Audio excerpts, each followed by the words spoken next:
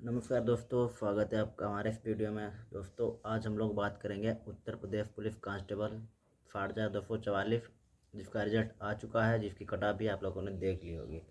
तो चलिए बात करते हैं कि आखिरकार आज इतनी कटऑफ क्यों गई, 225 के करीब क्यों गई। इससे कम भी जा सकती थी। तो लड़कियों की कटऑफ गई है 200 तो सबकी ही क्रॉस ही कर गई है। लड़कियों की 212-13 गई होगी, लड़कियों के साथ ध्यान नहीं है। बाकी जनरल की अगर बात की जाए तो 225, और ईडब्ल्यूएफ की बात की जाए तो वही गई है 209।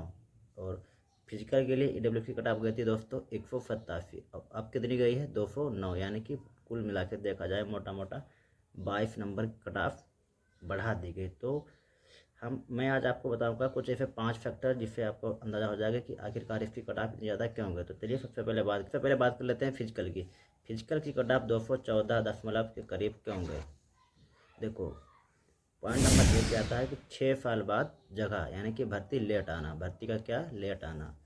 क्योंकि उससे पहले जो जगह निकली थी वो 2018 में निकली थी, और उसके बाद कब आई थी 2019 में। तो एक साल में लगभग 2 बार जगह निकली, तो बच्चों को 2 बार मौका मिला। लेकिन इस बार क्या हुआ, सीधे 6 साल बाद जगह आकर के कंपटीशन को क्या कर दिया, हाई कर दिया। तो कंपटीशन इतना ज़्यादा टफ हो गया कि कट ऑफ 214 चली गई। ये होता है लेट जब कोई भी वैकेंसी जब लेट आती है तो कंपटीशन हाई हो जाता है, बच्चों की पढ़ाई मजबूत हो जाती है। तो इससे क्या होता है कि परीक्षा का जो स्तर है वो थोड़ा सा बढ़ जाता है। तो इस प्रकार से ये लेट आई।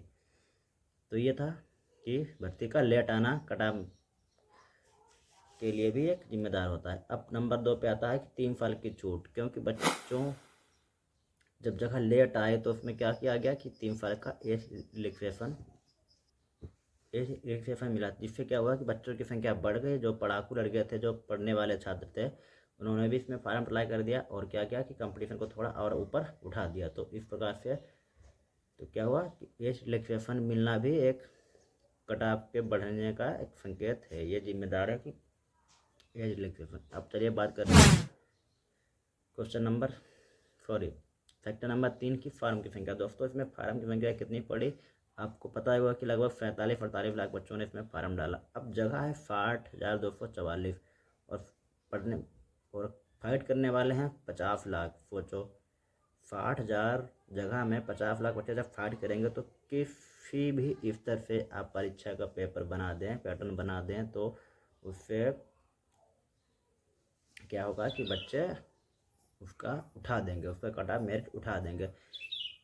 पर कितने भी बच्चे फार्म डालें, हर परीक्षा में, हर किसी भी चीज़ में अगर देखा जाए, किसी भी फील्ड की अगर बात की जाए, तो उसमें से 10% बच्चे ऐसे होते हैं जो होशियार जरूर होते हैं, जो पढ़ाकू होते हैं। अब 50 लाख का अगर मोटा मोटा 10% 5 लाख है, तो 60,000 में 5 लाख फाइट करेंगे, फिर भी तो कटऑफ ऊँचा जाएगा ना।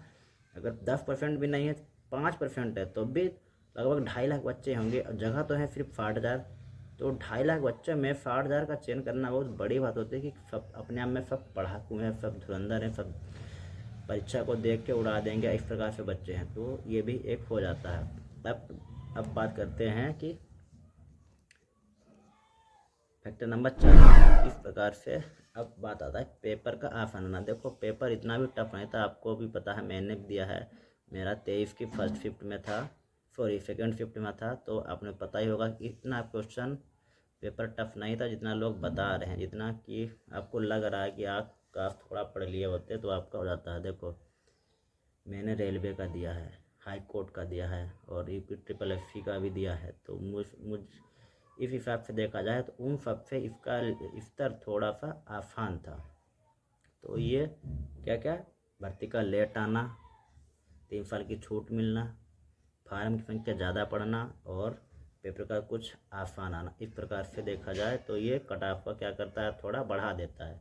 अब बात की जाए फाइनल कट ऑफ आखिर 225 ही क्यों चली गई। पिछले पिछले पिछले साल नहीं, 6 साल पहले ही 225 कट ऑफ गई थी। तो इस हिसाब, अब इस बार की बात की जाए, क्योंकि बच्चे अनफिट कम हुए हैं, उन्होंने लगभग 1,73,000 बच्चों को मेडिकल के लिए बुलाया है, तो दौड़ के लिए ही बुलाया था। तो बच्चों ने क्या किया, इसमें मेरे हिसाब से नहीं लगता है कि 10,000 या 12,000 बच्चे ही अनफिट होंगे जो फेल हो गए होंगे फिजिकल में। बाकी तो सब बच्चे पास ही हो गए।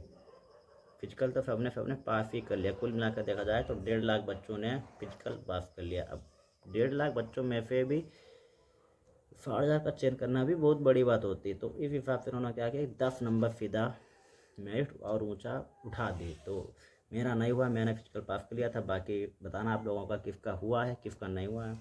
तो ये था आज का टॉपिक। तो ये आपको पता ही लग गया होगा कि क्यों कट ऑफ इतनी ज़्यादा गई, क्योंकि बच्चों ने मेरिट फिजिकल भी पास कर लिया, चेस्ट फिना हाइट सब में भी पास हो गए कुल।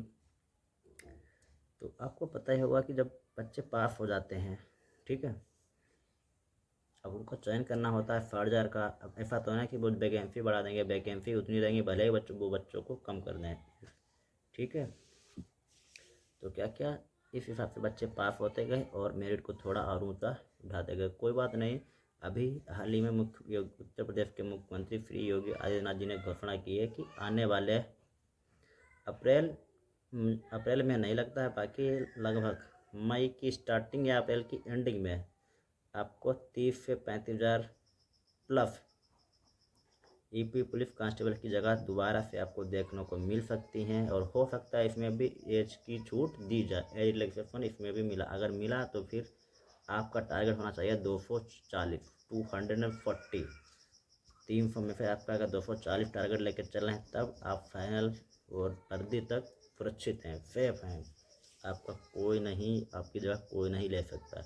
और अगर आपने मान लिया कि आपका सिर्फ 220 ही टारगेट है तो आप क्या हो जाएंगे, खेल जाएंगे, आपकी गाड़ी, आपकी नौका लड़खड़ाने लगी। तो आपके लिए जो आने वाले छात्र हैं उनके लिए मैं यही सजेशन करूँगा कि बच्चों आपका टारगेट कम से कम 235 से 240 जरूर होना चाहिए। अगर आपका इससे कम हुआ तो आप भी खेल जाएंगे। आपका जो सुनहरा मौका, गोल्डन चॉइस आपकी मिल रही है वो आपके हाथ से छूट जाएगी, वो निकल जाएगी। आपका वर्दी का सपना अधूरा रह जाएगा, ठीक है।